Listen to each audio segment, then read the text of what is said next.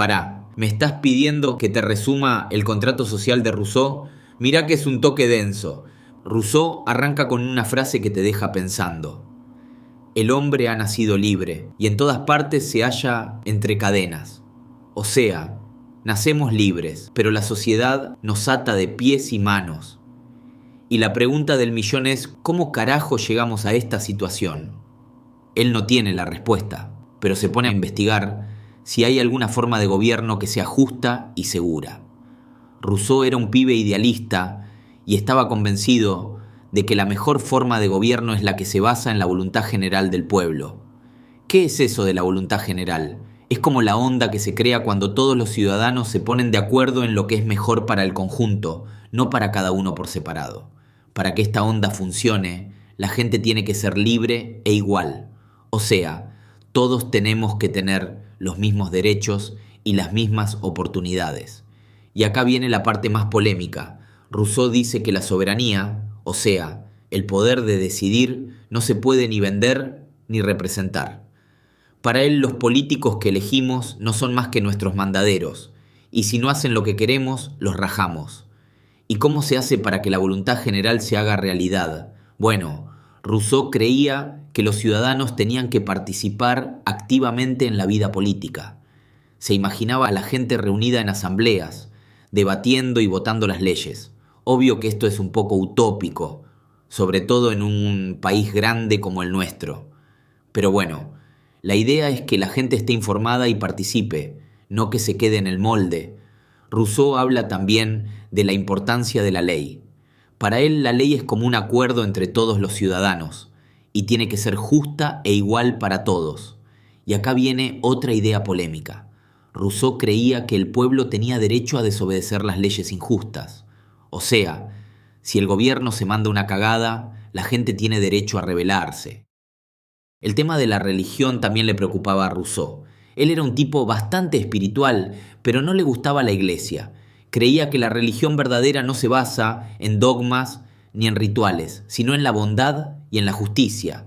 Y ojo, que Rousseau no era ateo, creía en Dios, pero en un Dios que no necesita de curas ni de templos.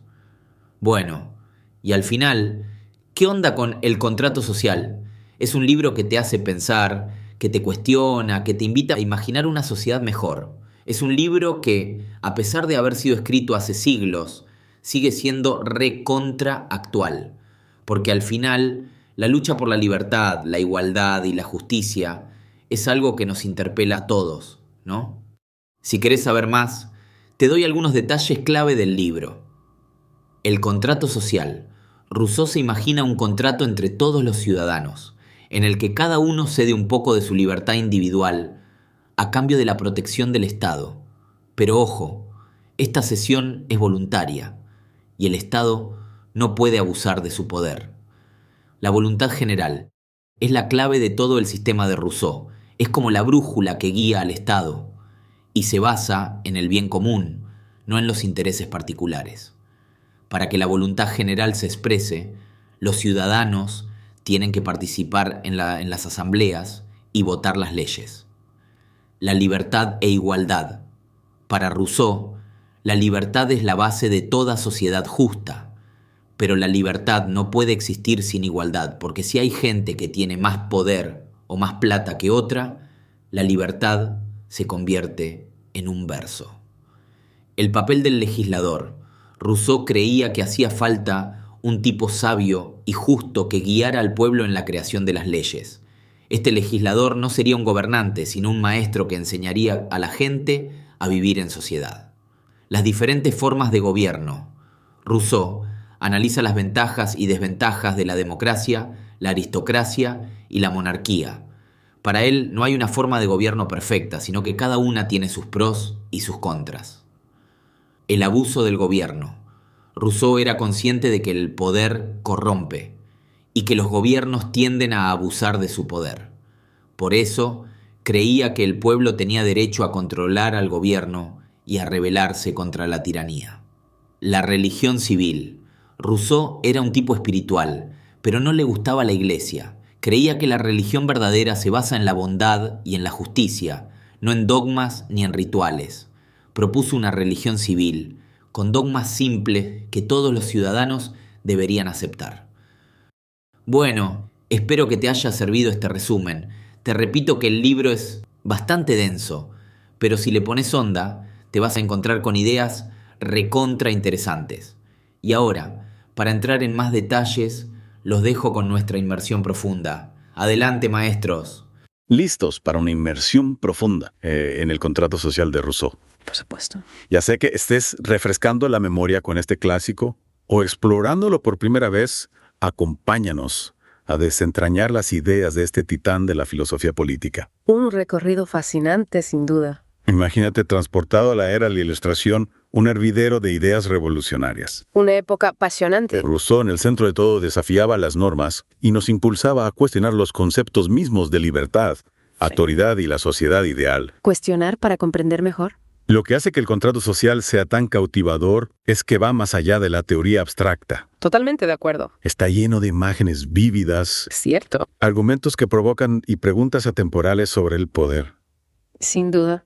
la naturaleza humana y cómo coexistimos. Temas centrales del pensamiento humano. Es fascinante cómo Rousseau nos confronta con paradojas que aún resuenan hoy en día. Es una de las cosas que lo hace tan relevante. Empecemos con la primera línea de El contrato social. Claro. El hombre no se libre, pero en todas partes está encadenado. Una frase contundente que nos obliga a reflexionar. ¿Cómo es que, a pesar de nacer libres, nos encontramos limitados por tantas restricciones? Esa paradoja de la libertad es la base de todo el pensamiento de Rousseau. ¿Podrías profundizar en lo que él quería decir con esa frase? ¿Y por qué sigue siendo tan relevante en la actualidad? Rousseau argumenta que las desigualdades sociales y los sistemas de poder opresivos son los responsables de encadenar al hombre. Ya veo. Él observaba cómo las instituciones y las estructuras sociales limitaban el potencial humano, Entiendo. creando una tensión constante entre la libertad individual y las restricciones impuestas por la vida en comunidad. Es decir, las cadenas no son solo físicas, sino también sociales, incluso mentales. Por supuesto. Pero si nacemos libres, ¿cómo llegamos a este punto? Es la gran pregunta. ¿Cómo se rompe ese estado natural de libertad? Rousseau plantea que la sociedad misma, con sus estructuras de poder y sus desigualdades, es lo que nos aleja de esa libertad original. Interesante. La competencia por recursos, la necesidad de seguridad y la búsqueda de reconocimiento por parte de otros Entiendo. nos llevan a establecer jerarquías y a ceder parte de nuestra libertad a cambio de la protección y los beneficios de la vida en sociedad. Ya veo. Es aquí donde surge la idea del contrato social, El famoso contrato social. el pilar de su teoría política. ¿Podrías explicarnos en qué consiste este concepto central de la filosofía de Rousseau? Rousseau propone que la autoridad legítima no proviene de la fuerza bruta o del derecho divino, sino del consentimiento de los gobernados. Este consentimiento se manifiesta en un pacto social imaginario donde los individuos acuerdan ceder parte de su libertad natural a cambio de la protección y los beneficios de la vida en sociedad. Interesante. La clave aquí es que esta cesión de libertad no es absoluta. Entiendo. Es un equilibrio delicado. Entonces, no se trata de una sumisión total a una autoridad superior, sino de un acuerdo mutuo donde los individuos conservan ciertos derechos inalienables. Exactamente. Pero ¿cómo se asegura que este contrato social no sea simplemente una herramienta para justificar la opresión o el gobierno de unos pocos? Esa es una pregunta crucial y Rousseau intenta responderla a través del concepto de la voluntad general, La voluntad general, un concepto fundamental en su obra. un concepto que a veces puede resultar un poco abstracto. Es cierto que requiere un análisis cuidadoso. ¿Podrías ayudarnos a comprenderlo mejor? La voluntad general no es simplemente la suma de todos los deseos individuales como si fuera una encuesta de opinión. Ya veo. Es más bien una especie de brújula moral que apunta hacia el bien común, Interesante. lo que es mejor para la sociedad en su conjunto. Se basa en la idea de que al vivir en comunidad debemos buscar el bienestar de todos, no solo el beneficio personal. Es decir, que la voluntad general busca conciliar la libertad individual con el bien común. Pero ¿cómo se determina esta voluntad general? Esa es la clave del asunto. ¿Cómo se evita que sea manipulada o distorsionada por intereses particulares? Rousseau creía que la voluntad general se expresaba a través de la participación activa y deliberada de los ciudadanos en el gobierno Ya veo. Imaginaba una sociedad donde los individuos guiados por la razón y el espíritu cívico se reunían para debatir y tomar decisiones que beneficiaran a todos. Una especie de democracia directa, donde los ciudadanos son los protagonistas del proceso político. En esencia, sí. Sin embargo, ¿es esto realmente viable en sociedades grandes y complejas como las nuestras? Es un desafío sin duda. ¿No sería caótico e ineficiente? Rousseau reconocía que la democracia directa tenía sus limitaciones, especialmente en sociedades grandes. De hecho, tenía sus reservas sobre la democracia representativa, como veremos más adelante. Pero la clave para él era encontrar mecanismos que permitieran la participación ciudadana y que aseguraran que el gobierno actuara en consonancia con la voluntad general. Entonces, la voluntad general, aunque difícil de alcanzar en la práctica, sirve como un ideal al que aspirar una guía para la acción política. Y Rousseau nos plantea un desafío: instituciones y mecanismos que permiten que la voluntad general se exprese y se traduzca en políticas que benefician a todos. Un desafío que sigue vigente en nuestros días. Rousseau también se dedicó a analizar diferentes formas de gobierno. Sí, exploró las ventajas y desventajas de cada sistema, Democracia, aristocracia, monarquía. cada una con sus particularidades. ¿Podrías hablarnos un poco de su análisis? Pensaba que alguna forma de gobierno era intrínsecamente superior a las demás. No exactamente para Rousseau. La elección del sistema de gobierno dependía de diversos factores. No creía en una fórmula única para todas las sociedades. Para él, cada forma de gobierno tenía sus propias ventajas y desventajas. Y la elección de la forma más adecuada dependía de factores como el tamaño del Estado, el clima, el carácter del pueblo y las circunstancias históricas. Es decir, que no hay una fórmula mágica para el buen gobierno. Lo importante es adaptar el sistema a las características de cada sociedad. Pero ¿qué criterios utilizaba Rousseau para evaluar las diferentes formas de gobierno? ¿Qué consideraba más importante? Rousseau ponía un gran énfasis en la capacidad de un gobierno para proteger la libertad individual y promover el bien común. Y aquí es donde entra en juego su crítica a las diferentes formas de gobierno, ya que ninguna está exenta de peligros y degeneraciones. Por ejemplo, veía que la democracia, aunque en teoría buscaba la participación de todos, podía degenerar en oclocracia, una tiranía de la mayoría donde las pasiones y los intereses egoístas se imponen a la razón y al bien común. Es un riesgo que siempre ha estado presente en las democracias. La manipulación, la demagogia, la presión de grupos de interés. Todo esto puede distorsionar la voluntad popular y llevar a decisiones que no benefician a la mayoría. Exactamente. Y lo mismo ocurre con la aristocracia, que Rousseau veía como un sistema donde el poder se concentra en manos de una élite privilegiada. Si bien la aristocracia podía ser eficiente y estable, también corría el riesgo de degenerar en oligarquía, un gobierno de unos pocos que actúan en beneficio propio, explotando y oprimiendo al resto de la población. En una oligarquía, la justicia y la igualdad se sacrifican en el altar del poder y la riqueza de unos pocos. Es una forma de gobierno que, aunque se vista a sofisticación y refinamiento, puede ser tan tiránica como cualquier otra. Precisamente. Y la monarquía, que para muchos en la época de Rousseau era la forma de gobierno más natural. Tampoco escapaba a su análisis crítico.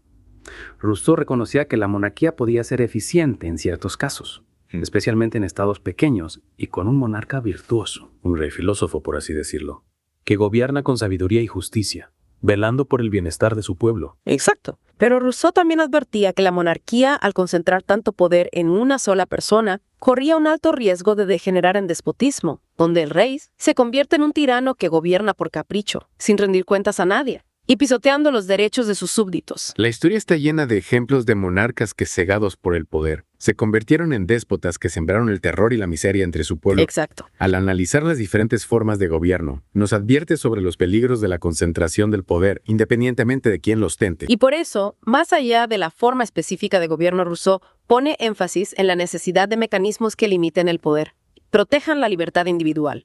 Él plantea que la clave para evitar la degeneración de cualquier sistema político reside en la virtud cívica, en la participación activa de los ciudadanos y en la existencia de instituciones que garanticen el equilibrio de poderes. Es decir, que no basta con tener una buena constitución o leyes justas. Lo fundamental es que los ciudadanos estén comprometidos con el bien común, que participen en la vida pública y que vigilen a sus gobernantes. Precisamente.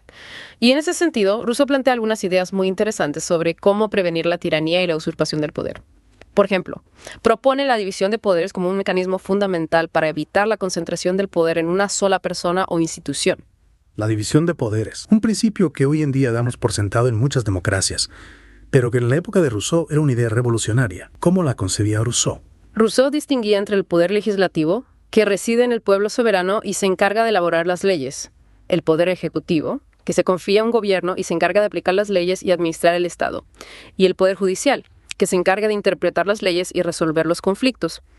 Para Rousseau, era fundamental que estos poderes estuvieran separados y se controlaran mutuamente. Es decir, que ningún poder puede actuar de forma absoluta, sino que debe estar sometido a la vigilancia y el control de los otros poderes. Una especie de sistema de pesos y contrapesos que evita la tiranía. Exactamente. Y además de la división de poderes, Rousseau también proponía otros mecanismos para proteger la libertad ciudadana, como la celebración de asambleas periódicas, donde los ciudadanos pudieran debatir los asuntos públicos y fiscalizar a sus gobernantes, o la existencia de un cuerpo censor que velara por la moral pública y las buenas costumbres. La idea de un cuerpo censor puede sonar un poco extraña en nuestros días, donde la libertad de expresión es un valor fundamental. ¿Podrías explicarnos un poco más en qué consistía este cuerpo censor según Rousseau? Para Rousseau, el cuerpo censor no era un instrumento de represión o censura en el sentido moderno del término. Su función era más bien la de un guardián de la moral pública, un órgano encargado de promover los valores y las conductas que consideraba esenciales para la cohesión social y el buen funcionamiento del Estado. Es decir, que el cuerpo censor no se dedicaba a perseguir a los disidentes o a controlar el pensamiento, sino a promover una especie de ética cívica que uniera a los ciudadanos y fortaleciera el espíritu de comunidad. Exactamente. Y para Rousseau, la opinión pública. El juicio moral de la comunidad tenía un gran peso en la vida política. Él creía que el cuerpo censor debía reflejar y guiar la opinión del pueblo, no imponer una moral ajena. Entiendo.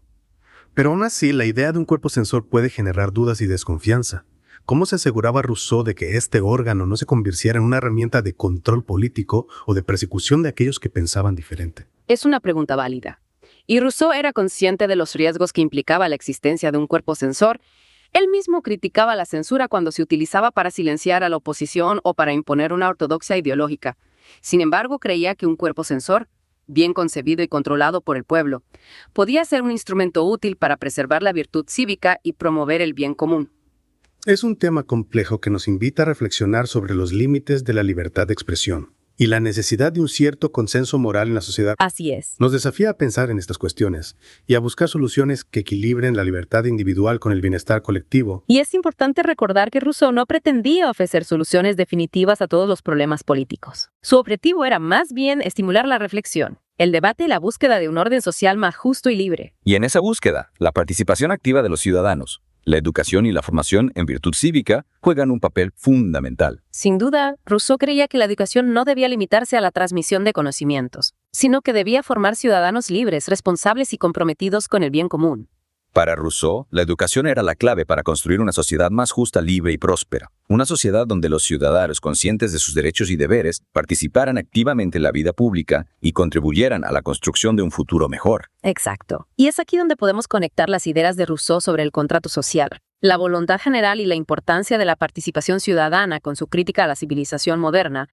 Rousseau veía que la civilización, aunque había traído consigo avances y comodidades, también había generado una serie de males que amenazaban la libertad y la felicidad del hombre. Es decir, que el progreso material, la tecnología, el lujo, todo esto podía ser una trampa, una fuente de alienación y de alejamiento del estado natural del hombre. Precisamente Rousseau idealizaba al hombre natural, al salvaje que vivía en armonía con la naturaleza libre de las restricciones y las presiones de la sociedad moderna, y aunque reconocía que no era posible volver a ese estado primitivo, sí creía que era necesario repensar la forma en que organizábamos la sociedad para recuperar algunos de esos valores perdidos. Valores como la simplicidad, la autenticidad, la cooperación.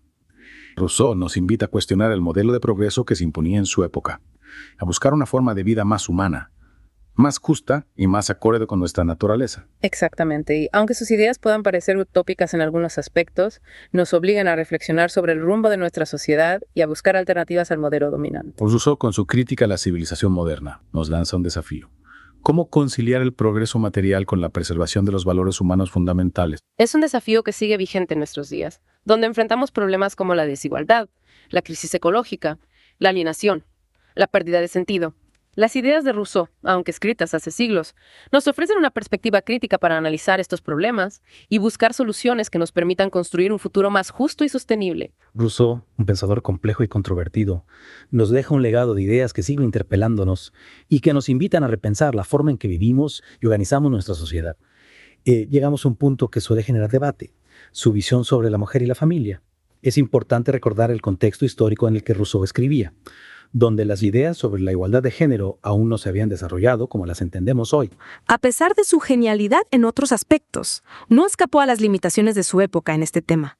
Tenía una visión tradicional del rol de la mujer en la sociedad, considerándola destinada a la esfera doméstica, al cuidado del hogar y la crianza de los hijos. Es una visión que desde la perspectiva actual nos parece limitante y hasta discriminatoria. ¿Podrías profundizar en los argumentos que Rousseau utilizaba para defender esta postura? ¿En qué se basaba para establecer esta diferencia de roles entre hombres y mujeres? Rousseau argumentaba que las diferencias biológicas entre hombres y mujeres determinaban sus roles sociales. Creía que la mujer, por su naturaleza más sensible y emocional, estaba mejor dotada para el cuidado del hogar y la educación de los niños, mientras que el hombre, por su fuerza física y su racionalidad, estaba llamado a la vida pública, al trabajo y a la política. Es una visión que reduce a la mujer a un conjunto de características predefinidas, negándole la posibilidad de desarrollar todo su potencial en otros ámbitos de la vida. ¿Cómo podemos conciliar esta postura con el resto de su pensamiento, que en muchos aspectos se mostraba tan revolucionario y progresista? Es un desafío sin duda. Al analizar a Rousseau, debemos ser capaces de reconocer su genialidad al mismo tiempo que identificamos las limitaciones de su pensamiento, influenciado por las ideas de su época. Es importante leer su obra con una mirada crítica, contextualizando sus ideas y reconociendo que no todo lo que escribió sigue siendo válido o aceptable en la actualidad. Es una invitación a leer a los clásicos con una mirada crítica, valorando sus aportes al mismo tiempo que reconocemos sus limitaciones.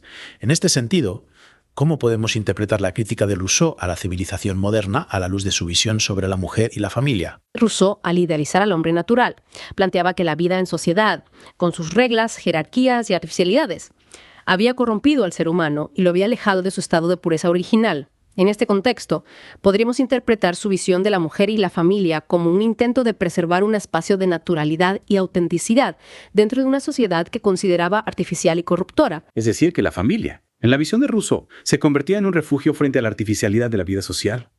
Un espacio donde las relaciones humanas se basaban en la naturaleza, en los afectos, en la simplicidad. Exactamente.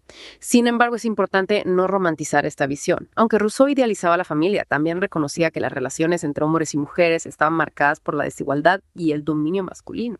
Es una contradicción que no podemos ignorar. Rousseau, al mismo tiempo que defendía la importancia de la familia, contribuía a perpetuar una visión jerárquica y desigual de las relaciones entre hombres y mujeres. Así es. Y por eso, es fundamental que al leer a Rousseau, no nos limitemos a repetir sus ideas, sino que las analicemos críticamente, identificando sus aciertos y sus errores, y buscando comprender cómo su pensamiento ha influido en nuestra forma de ver el mundo. Rousseau nos deja un legado complejo y contradictorio, lleno de ideas brillantes y de limitaciones que no podemos ignorar. Su crítica a la civilización moderna, su defensa de la libertad individual, su análisis del contrato social, su visión de la voluntad general, todas estas ideas, a pesar del tiempo transcurrido, siguen interpelándonos y nos obligan a reflexionar sobre los grandes desafíos que enfrentamos como sociedad. Rousseau nos invita a pensar, a debatir, a cuestionar las ideas preconcebidas y a buscar soluciones a los problemas que nos aquejan. Su obra, leída con una mirada crítica y contextualizada, sigue siendo una fuente de inspiración para todos aquellos que buscamos construir un mundo más justo, libre y humano. Esperamos que este viaje por las ideas de uno de los pensadores más influyentes de la historia haya sido tan estimulante para ustedes como lo ha sido para nosotros. Los invitamos a seguir explorando, a seguir debatiendo y a seguir buscando respuestas a las grandes preguntas que nos plantea la vida en sociedad. Hasta la próxima. Muchas gracias, maestros. Excelente inmersión en este clásico de Rousseau. Gracias también a ustedes por escucharnos. Para más antilibros, suscríbanse.